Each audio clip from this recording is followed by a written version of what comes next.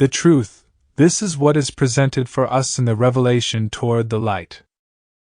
In 1920, humanity got for first time in history a coherent and believable explanation of humanity's place in history. Until then, humanity has only known fragments of the truth explained for us by humanity's spiritual leaders as far as they have been able to. What I have written in this presentation is only a small taste of what the enormous information toward the light give us. But I hope that this will make you hungry for more. Links to the free Norwegian and English translations is in the text underneath. This is the story of the truth that nobody would listen to or know. Many times earlier, people had been on the track of it, but for various reasons, the truth was not told even though many believed in what they said, but the truth it was not. The people who were meant to understand and tell the truth lived somewhere where the truth did not flourish. They thought the truth was very simple, and they were actually right. But those who were supposed to tell them the truth, and who should know it very well, simply repeated what they had been told for generations, forgetting that the truth was simple and understandable. Then those who lived in the truth found a way to convey the truth to the humanity. And some years ago, actually many years ago, the truth was written down into a book and tried to convey to those who should know the truth, and many listened but no one spoke. The humans continued to live without knowing the truth, and it went so far that those who should know the truth fewer and fewer listened to. Because people could not recognize the truth in their speeches, and they only continued to maintain chaos in humans' quest for the truth. Their untruths had become so obvious to humans, so it was normal not to listen to them, but try to find better answers elsewhere, but better answers the humanity did not find. So they finally thought that the truth was what they saw and knew to where they lived. Then one day there came a man who also searched the truth, like many others, and in his quest he found this book as those who knew the truth should tell people about. A great joy filled him who found the book, and in his joy he told the others that this book of truth existed. But as before, none of those who thought they knew the truth wanted to know the message in the book. But the joy of finding the truth meant that he wrote and poached for many years, because even though none of those who conveyed the truth did, he knew that it was only a matter of time before many more learned about the truth. To those who will not wait for someone else to tell you the truth, the book about the truth is here. No one owns the truth, and everyone should have access to the truth. Here is the short version of the truth. Mankind's walk towards the light. It was a time very long ago that God and all the angels lived happily in the kingdom of heaven. Everyone had everything they needed of food, clothes, and knowledge. They did not need to eat to live in the kingdom of God, but there are some fruits there that taste completely celestial. They lived happily in their heavenly homes, and when they were to visit each other, they could choose whether to go or soar just by thinking where they wanted. They came where they wanted. God had created them as male and female, 2 and 2, who belong together forever and ever. God, who is one, was not alone until the angels were created. God has 12 helpers who have also existed since God became. Everyone lived happily in the kingdom of God, where the angels gradually evolved more and more for a long time. Eventually they were so good at everything that God would give them even greater tasks. And one of the tasks was to overcome evil. They had to learn that there were 2 great powers in the world, the good and the evil, the light and the darkness. Until now, they only knew the good. Throughout the time they had lived in touch with the good power, and God had sheltered them from evil. But if they did not know what evil was, then they could not choose between good and evil, and then they would not be able to evolve further. And the distance between God and His children would continue to be large, and God would not let it be like that. He wanted His children to develop into grown up, to understand and to implement things in a good way. God then let his children meet darkness by telling them that he would create new children and that some of the angels would help these children where they were to live. The darkness that affected them here was that God did not say who of the angels that would take care of the new creatures. They had to rate this themselves.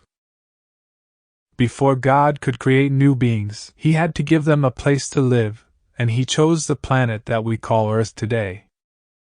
For the Earth to be a fruitful place, he created a world that surrounded the Earth as the shell around an orange, and with the magic ability that this world influenced the Earth so that it created a life there.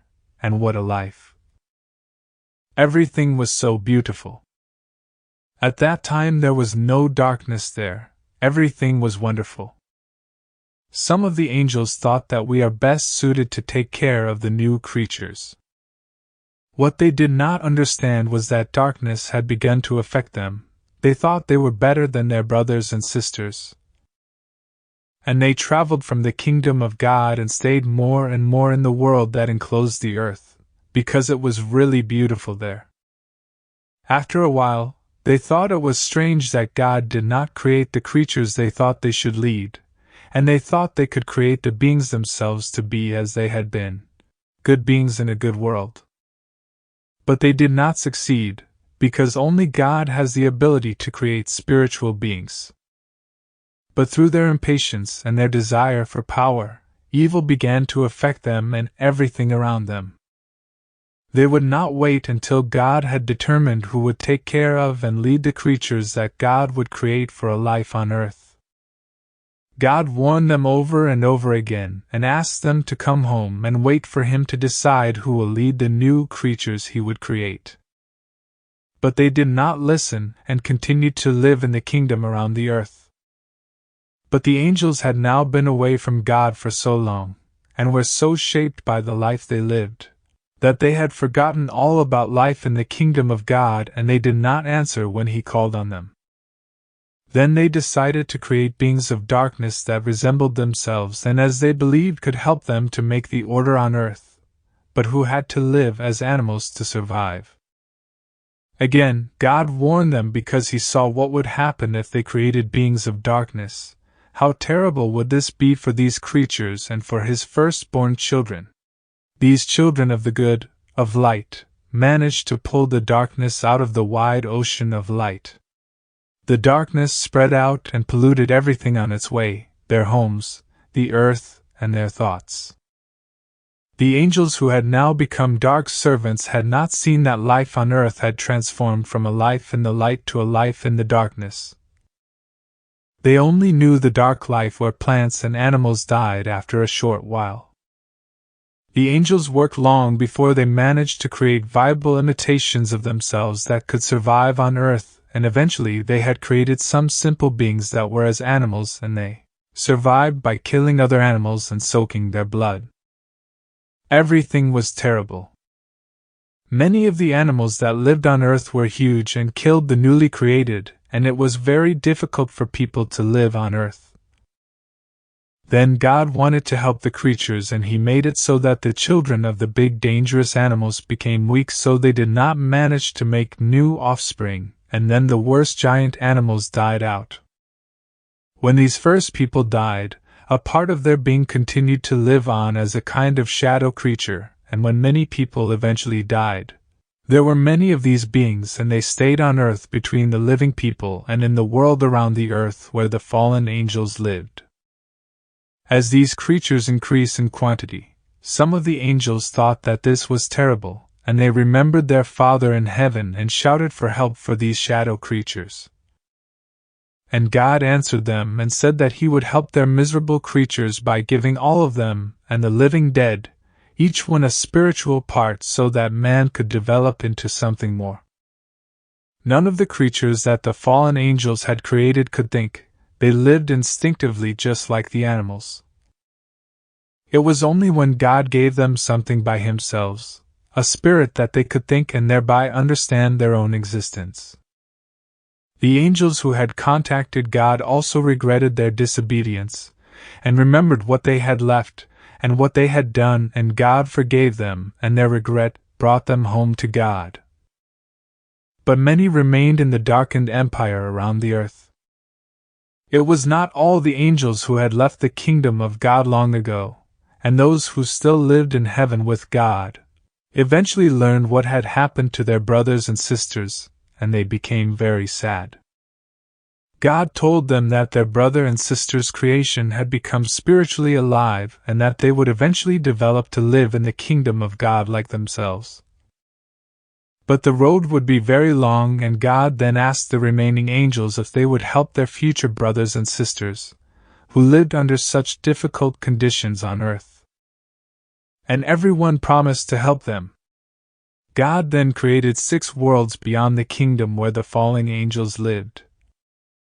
6 worlds that were to be the transient homes of the human spirits, where they could rest and learn between each time they lived in the mortal bodies on earth. These worlds become from the innermost to the outermost more beautiful and brighter, so that as people evolved, they could move upwards to greater and greater beauty. The remaining angels should not only live in the spiritual world, but also live as human beings on earth itself, in order to help people to a greater extent. They should live as human beings, but bring knowledge from there for existence to make life better and easier to live for humans. That way, through the help of angels, people were able to create an ever better life on earth. This went very slowly so that everything they learned was understood by everyone. The angels who had first created the human bodies looked at all this from their dark world, and they would also like to live as humans to get away from their own world, which had now become very broken and dark. Nor did they want people to move forward toward a brighter life. They would harm the people as they themselves were hurt by the evil life they lived. They saw how much better life on earth was than in their own world, which had become a hell for them. They therefore wanted to incarnate into human bodies in the same way as the others, to forget their own life in hell. God warned them again because he knew that this would lead to terrible things on earth, but they would still not hear, and their eldest brother attached all his brothers and sisters to human bodies. He did this about 1 month before the human spirits and the other angels were incarnated. That way, they could choose children that were born into families with a lot of power. Because the fallen angels like to have power and take leadership. That was what caused them to overhear God's warning when they left home a long time ago. These people with the spirits of the fallen angels attached to them became terrible leaders and did all that was wrong to do on earth. So God had to make the other angels better equipped to meet the dark when they were incarnated. Sometimes these angels managed to create good conditions for the people, but then the fallen broke down what the angels had built up. This continued for a long time, back and forth, up and down. And all of this created a lot of suffering for everyone. Those of you who have read in history books can imagine how it was. The emissaries of God almost stopped giving up several times when the dark forces often won over them while they lived on earth. God saw their great sorrow over all evil, and when they came to him, he helped them find new ways to spread their knowledge, and he also made them better equipped to meet the challenges that came when they lived as human beings on earth. Among all the angels there were 2 who were greater in love than all the others. One of these angels is who we know as Jesus, the last time he lived as human on earth. He came to the people to teach them about love and forgiveness, and to pray for the salvation of his older brother, but only a few understood him. His brother, the fallen leader angel, fought against him by affecting the people so that they should not recognize Jesus as he was. And he was put to death as a criminal, for the leaders felt he threatened their power over the people. This was what happened with many of the other angels that came to help people, because it was very dark on earth. Back and forth, cultures and kingdoms went up and down. Sometimes the good was strongest, but when the evil took over, culture and kingdoms went down. Christ and his brothers and sisters all knew that if they managed to pray for their eldest brother while living as people on earth, They would be able to help him remember what he had left and win him back. And the darkness would no longer have a servant who powerfully fought against them. But all as one, they failed to remember this when they were incarnated. About 1850 years after Jesus' birth on earth, God called on him because he saw his great patience and wanted to tell him about a shortcut that could bring them all faster to the goal, a reunion in the world of light. The shortcut was to win our eldest brother Arthur back under the direction of God so that it would be possible to convey the truth about life on earth. Through that, it would be easier for people to understand what it takes to find the way to the world of light. In order to achieve this, all the earthly spirits had to be brought back to their homes in heaven, for there were many spirits of the dead who did not find their way back to their sphere of homes. In order to do this, they needed help from people who were interested in contact with the dead, the so-called spiritualists. With great persistence and patience, the angels of light stayed in the darkness on the earth, invisible to the people. They addressed those who, with the vision and hearing of the Spirit, could communicate with them. They found many helpers on earth who helped the angels to bring the spirits back to their sphere homes. But they found no one that could be their aides to pray for Arthur's liberation from the dark. Time after time, they had to give up, when those whom they contacted on earth failed to convey the truth, because they should only be interested in spiritual things. But they fell to the dark when they wanted physical manifestations.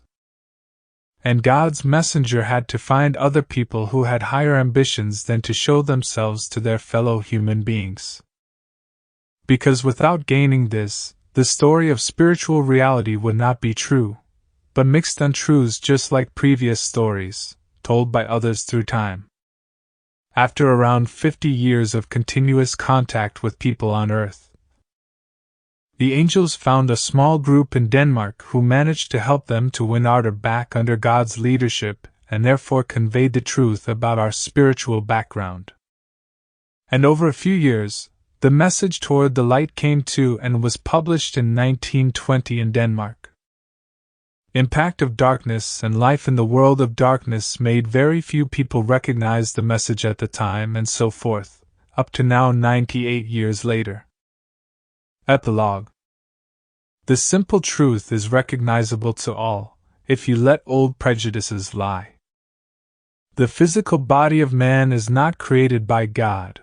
A perfect deity would never create anything as fragile as the physical bodies, whether it be animals or humans. The spiritual world that is invisible to man is our true home. For a time, the divine reality of man is hidden, but noticeable through what separates us from all other life here on earth, our consciousness.